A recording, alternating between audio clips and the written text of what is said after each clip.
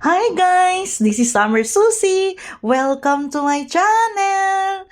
Ngayon guys, magluluto ako ng dinuguan!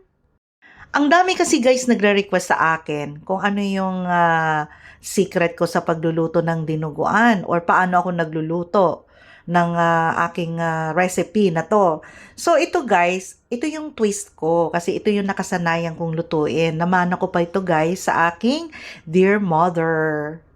Guys, eto, ituturo ko sa inyo kung ano yung mga ingredients na ginagamit ko guys sa aking dinuguan, okay?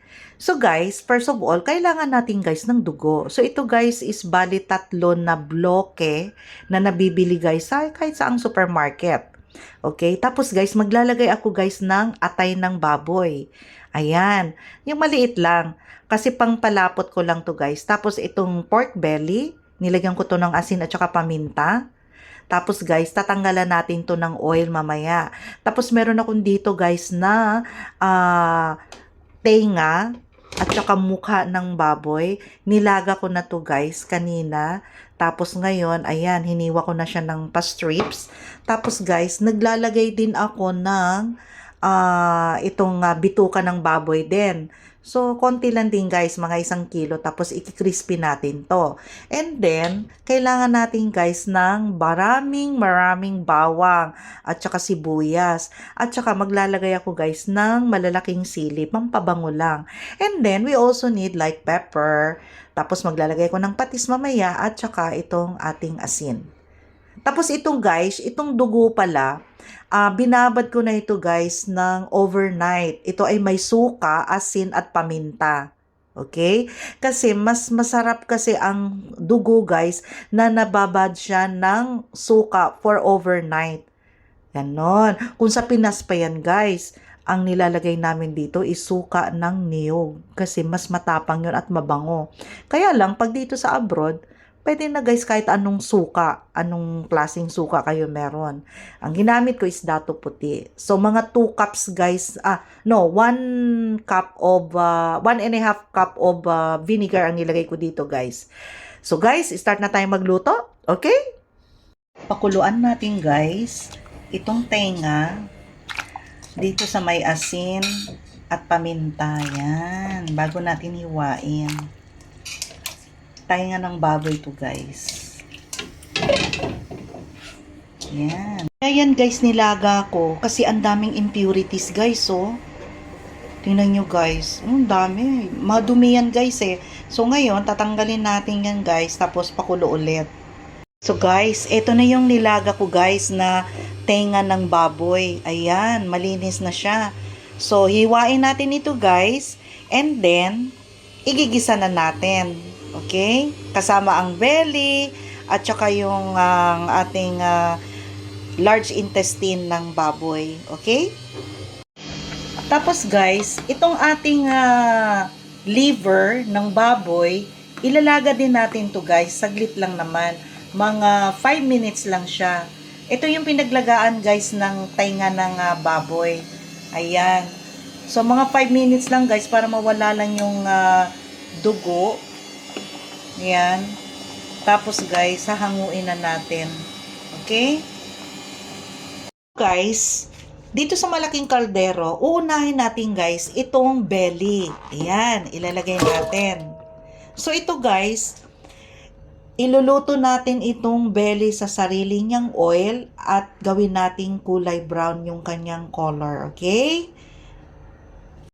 So, ayan. So, hayaan lang natin ito, guys, na maluto mamaya. Ayan, inapoy ko na to, guys, ha.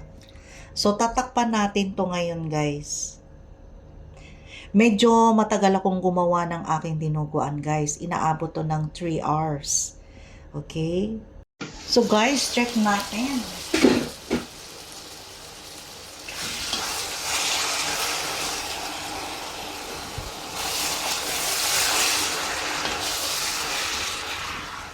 Ayan.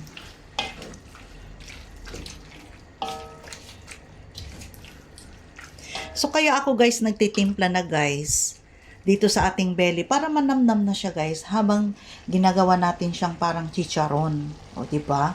So nagba-brown na siya. So gusto ko guys lahat ito color brown na. Okay? Tapos guys, dito nagpainit ako ng mainit kasi gagawin kong chicharon naman yung ating bituka ng baboy. Okay? Ilalagay ko na guys ngayon. So guys, itong bituka guys, nilaga ko na to guys sa suka, asin at paminta. Tapos tinapon ko na. O di ba? Tapos ngayon, inulit ko din siyang ikulo na may ginger. Tapos yung ginger guys, hindi ko na tinanggal. Ipiprito ko na siya isama dito. Yan.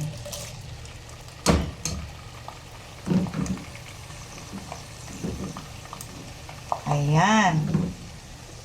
Ayan siya guys. So, hayaan lang natin guys, magiging brown ito mamaya.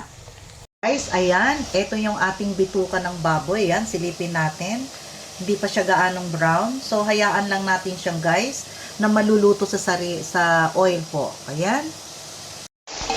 Then guys, itong baboy, belly, ayan. Check natin. Hindi pa rin siya nagiging brown. So, hayaan lang natin siya guys, na matusta. Okay? So guys, ihalo ko na rin guys yung ating tainga para lumambot na rin siya at maging brown. Maging chicharon pala. Yan. Para sabay-sabay na sila guys. Then, takpan natin guys ha.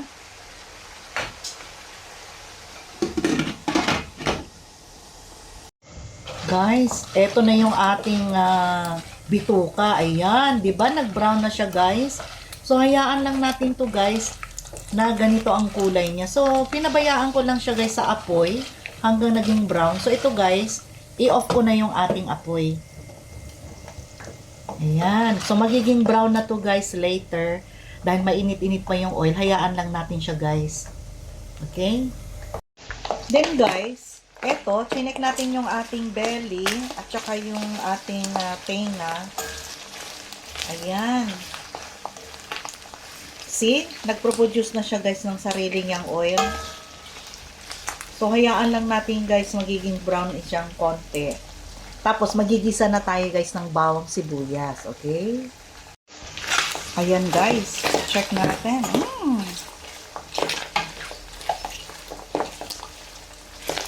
Ayan. Lumalabas na yung oil niya, guys. O, diba? Maraming oil. So, ganyan ako, guys, nagdidinuguan. Tatanggalin ko yung oil ng dinuguan. Ayan. Tapos gusto ko, magiging brown yung kulay ng ating, ayan, ng ating belly. O, di ba? Ayan. Hindi kayo, wag na kayo magtaka guys kung bakit binabrown ko yan. Kasi, hindi naman yan titigas guys pag naglagay kayo ng dinuguan. Lalambot din yan guys kapag may dugo na siya. So, hayaan lang natin to guys. Ayan. Hanggang magiging totally maging brown yung almost ng belly. Guys, binaliktad ko na. Ayan. Brown na siya. So, hindi pa yan guys. Takpan ulit natin. Hintayin natin guys mga 5 to 10 minutes po. So guys, itong ating chicharon na bituka, ilalagay ko na guys dito. Ayan.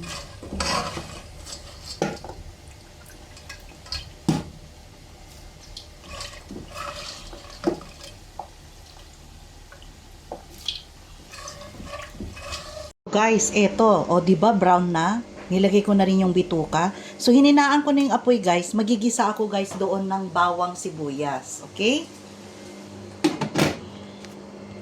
So, guys, magigisa na tayo ng bawang.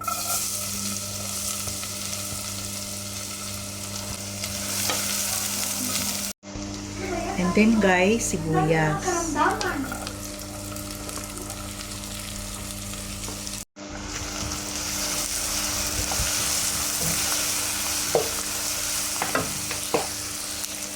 So guys, tinanggalan ko pala ng mantika yung ating baboy doon. O 'di ba, isang baso din siya guys. Grabe.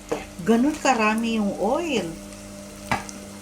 Kaya talaga guys, bago talaga ako nagchichicharon, tinatanggalan ko muna ng oil guys.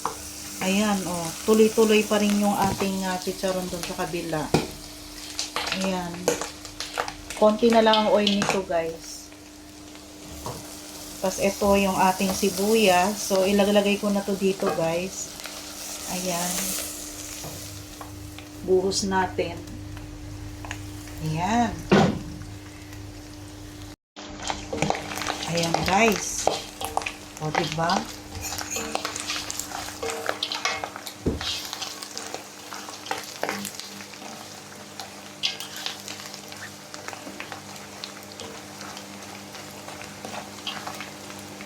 So, nakita nyo na guys, paano akong gisa ng ating pang dinuguan, diba?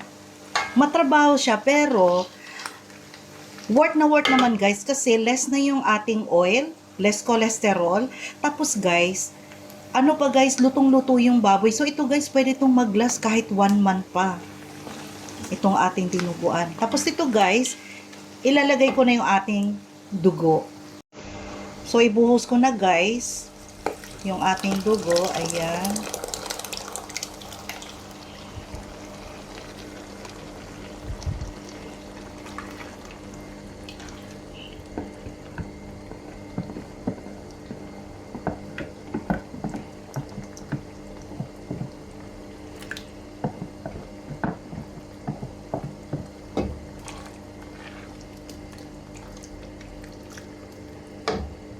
So guys, ito sayang. Lalagyan ko to ng konting tubig. Ayan, nilagay ko na guys, konting tubig lang yun. Ayan, then halo-halo natin.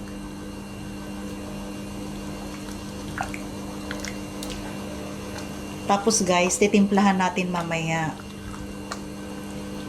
Yung ating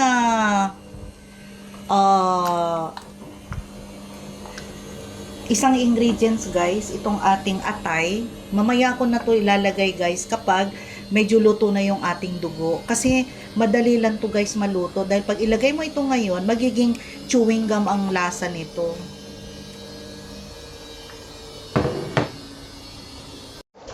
So guys, ilalagay ko na yung ating sili. And ito guys, atay. Ayan.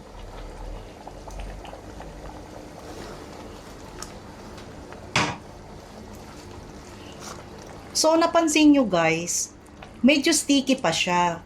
Pag ganito guys, pwede tayong magdagdag ng tubig para dumami. Ngayon guys,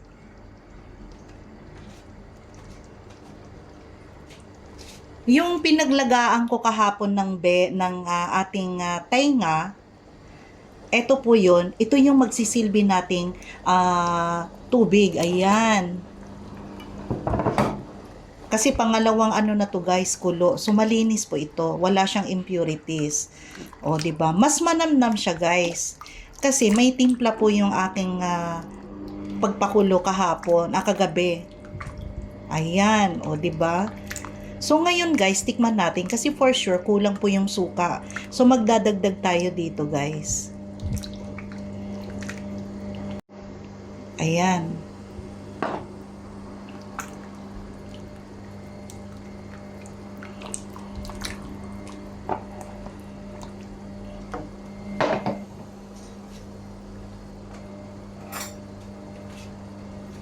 Guys, tikman natin guys.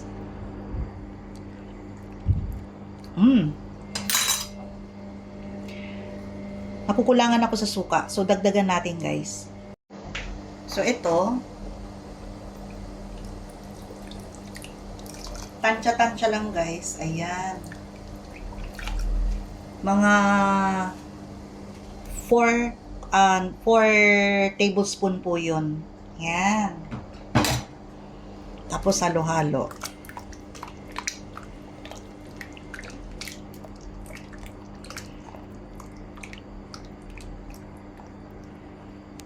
Then guys, maglalagay ako ng asin.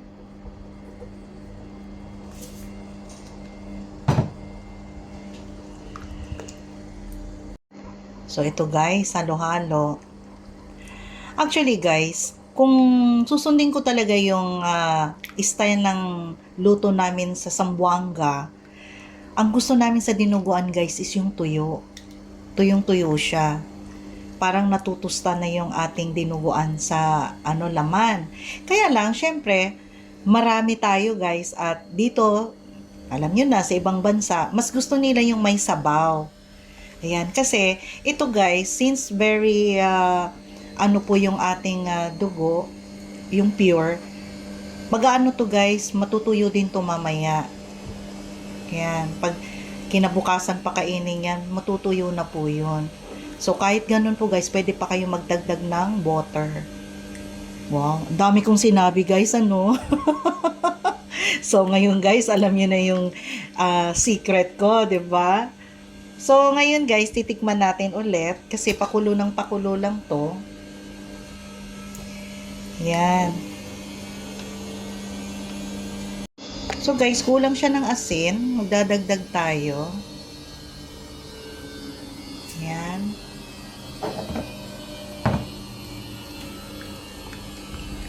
Kung may patis guys, pwede rin.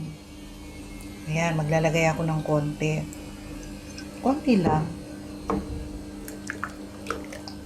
Yan, halo-halo. Tapos mamaya, tikman natin.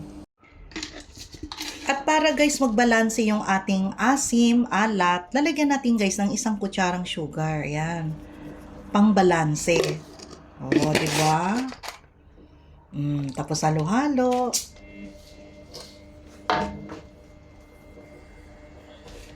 Yan.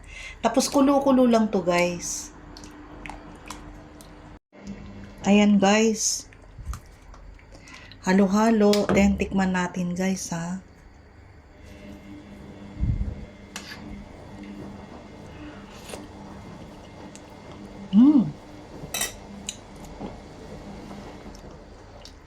Sarap na siya guys.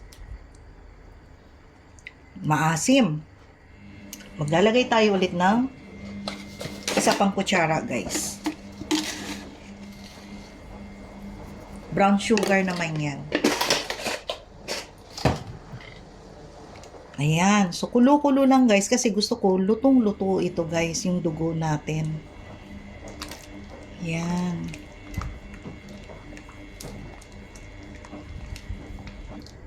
Guys, maglagay din ako ng sili. Ayan, maanghang. So, pipisatin natin to.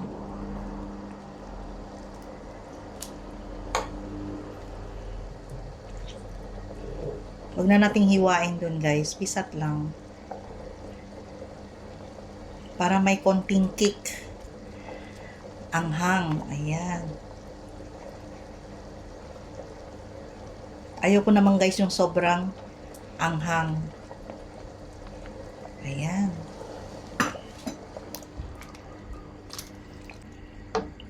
So, hayaan natin guys, kumulo ng kumulo.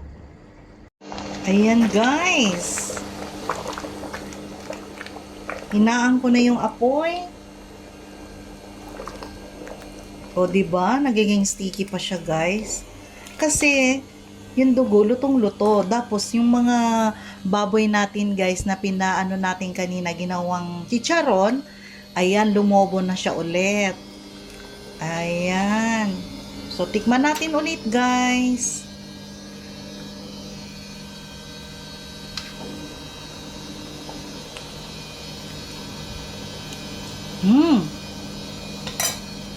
Perfect guys.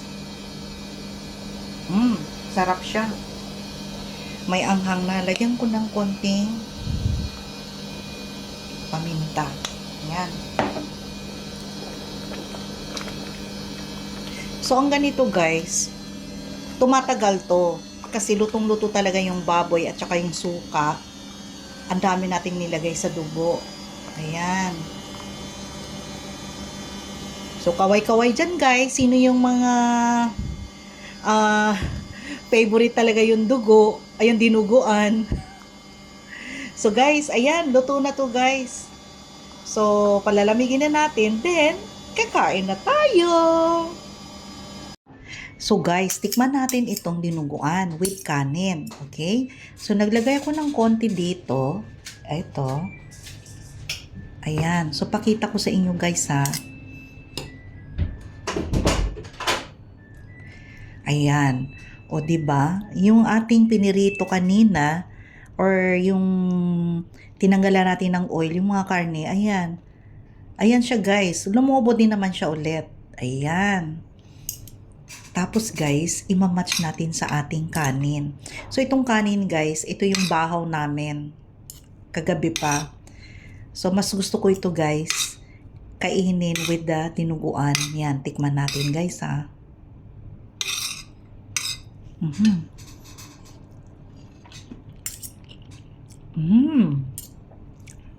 Sarap siya guys. Tama lang yung asim. Para sa akin guys ha, tama lang yung asim, alat. Ayun. Nagbalanse yung sugar na nilagay natin. Ayan.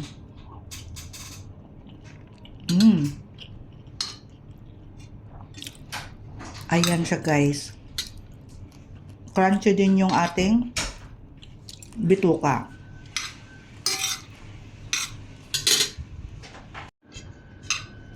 Ayan guys. O ito naman yung ating mga tainga.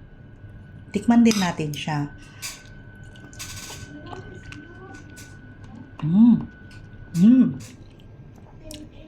Crunchy siya po siya guys. Mas masarap tong dinuguan guys kapag kinabukasan pa kainin. So, ano na guys? Gayahin nyo na tong aking recipe na dinuguan. So, yung mga hindi nakatikim dyan, sorry.